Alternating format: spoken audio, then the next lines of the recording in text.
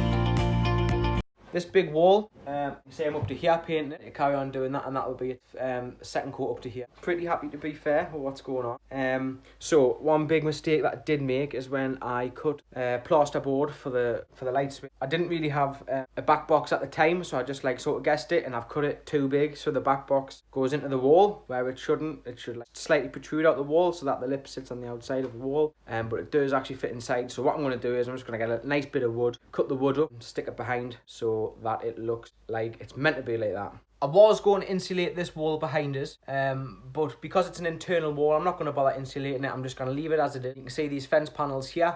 I am going to continue that up the wall just to give that rustic look again. This light that's up in the ceiling, I am going to be putting a false ceiling in eventually. But like I said in an earlier video, I am going to be putting a hanging monkey light, which the monkey comes down from the rope and it's holding a little light. They're proper cool as fuck. They're expensive, but I'm only going to get 2. One's going to go here, and I think I'm going at the other end of the caravan as well. So yeah, that's how I'm getting on. Me and Rob have had a bit of a debate today, and the last couple of days actually. Just the layout of the living room. He thinks I should put the sofa on another way. I can see why he's saying that, because there's a lip down here. Now that lip's on a 45-degree angle, and it takes up about maybe it's about 10 inch of the living room. So what I'm going to do is I'm end up going to getting rid of this sofa and keeping the cushions off it, and I'm going to make my own framework to go the extra 10 inch behind that. Otherwise I would need a sofa with like an angle cut out the back of it, and they do not exist. So I'm going to have to manufacture my own, I think. Maybe it's just get a single mattress and put the single mattress down and box it in, I don't know. We'll cross that bridge when it comes. But I am going to be putting the log burner bang in the middle of the caravan. So this wall that's here, show you that now. This wall here is going to be getting plasterboarded, then tiled. I'm a little bit behind on schedule. It takes so long doing stuff. You just don't realise that there's not enough hours in the day to be getting on with stuff. So yeah, that's pretty much it for now.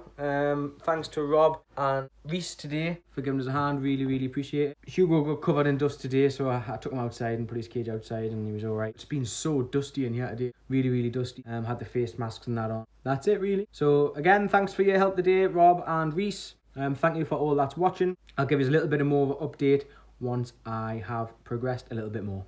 Peace.